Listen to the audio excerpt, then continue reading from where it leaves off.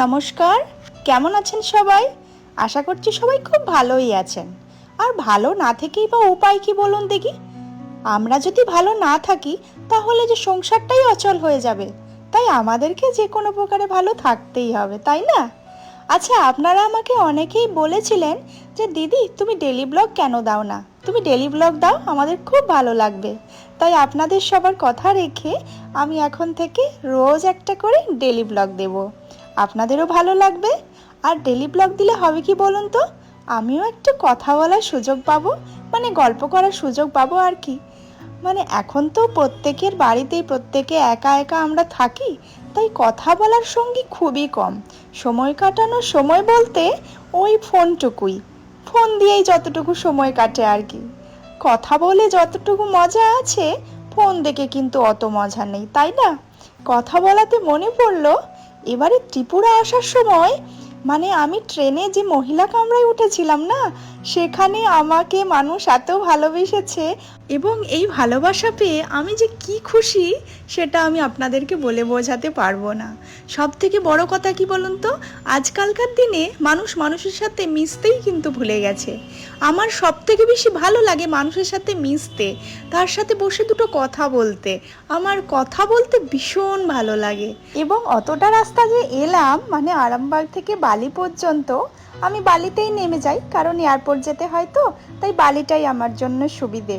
এবং বালি পর্যন্ত যে এলাম, এতগুলো মানুষের সাথে কথা বলতে বলতে রাস্তাটা যে কখন ফুরিয়ে গেল না, আমি বুঝতেই পারিনি। এবং সেই সমস্ত মানুষের মধ্যে কেউ যদি এই ভিডিওটা দেখেন, ওনারা খুব ভালো করে বুঝতে পারবেন যে সেদিন আমরা কতটা পরিমাণে গল্প করেছিলাম মন খুলে। যেমন দেখুন, বর্তমানে আমি এখন একা, ছেলে সকালে স্কুলে চলে গেছে, তারপরে হাজবেন্ড তো অফিস চলে গেছে। এখন আমি ফাঁকা বাড়িতে একা বোবা মানুষের মতন কাজ করে যাচ্ছি। আর কথা বলার সাথী বলতে আপনারা।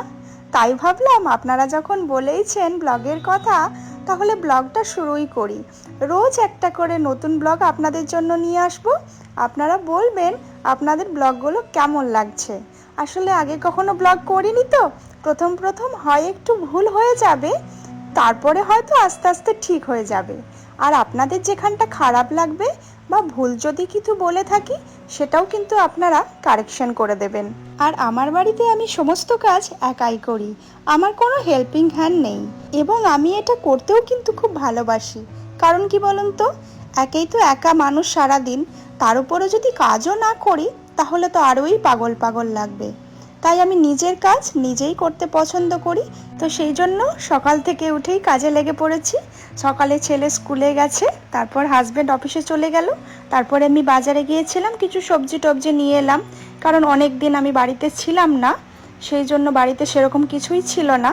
আর এখানে দেখতে পাচ্ছেন আমার কত গাছ, দুটো তিনটে গাছ মরেও গেছে জানেন, বাড়িতে ছিলাম না, সেভাবে কেউ যত্ন করেনি, সেই জন্য দুটো তিনটে গাছ মরেও গেছে। খুব খারাপ লাগছে জানেন। তবে একটা কথা কি জানেন, এই যে আমি এত গাছ মানুষ করে বড় করেছি, এই গাছগুলো কিন্তু আমি আমার সাথে নিয়ে যেতে পারবো না।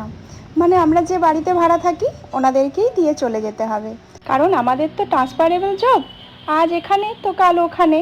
আর যারা আমাদের মালপত্র নিয়ে যায়, মানে যারা প্যাকিং করেন, ওনারা কিন্তু গাছ নেন না বা কোনো রকমের মাটি নেন না। এবং সেই জন্যই সোনু আমায় অনেকবার মানা করেছিল যে এইসব গাছ টাছ লাগিও না, কি হবে লাগিয়ে, মানুষ করবে, সেই তো ফেলে রেখে বা দিয়ে চলে যেতে হবে। কিন্তু আমার আবার গাছ খুব পছন্দের, মানে বাড়িতে একটু গাছ থাকবে না, এটা আমার ঠিক ভালো লাগে না। তো দেখুন আমি এখানে বাজারগুলো গুছিয়ে নিচ্ছি, যতটুকু রান্না করব সেটা বাইরে রাখছি। খুব বেশি বাজার আমি একসাথে করি না, কারণ আমি যেহেতু প্রত্যেক দিন বাজার যাই, সেদিন যেদিন যেটা খেতে ইচ্ছা করে বা যেদিন যেটা ভালো পাই সেইটুকুনি বাজার নিয়ে আসি। তো আজকের মতন আসলাম, কালকে আবার আপনাদের সাথে কথা হবে। সবাই খুব ভালো থাকবেন।